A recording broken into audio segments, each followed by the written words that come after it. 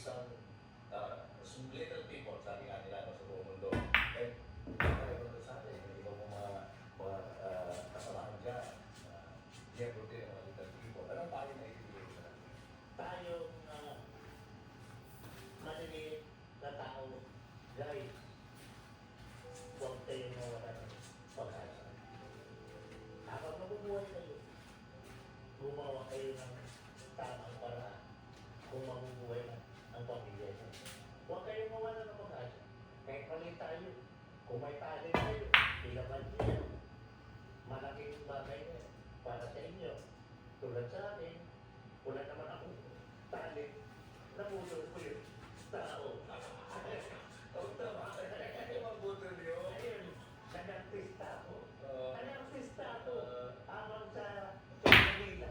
Nagiging ka-idol na sila ko.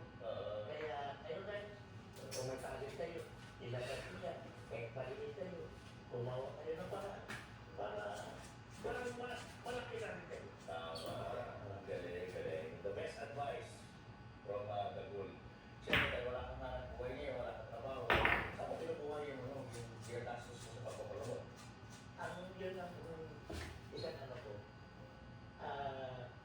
May kaibigan ko ako na tumutulong sa akin.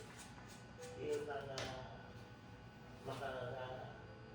may mga trabaho na rakit-rakit. Yun ang tumutulong na mga ano ko, maintenance ko. Pero mo isang sa isang linggo,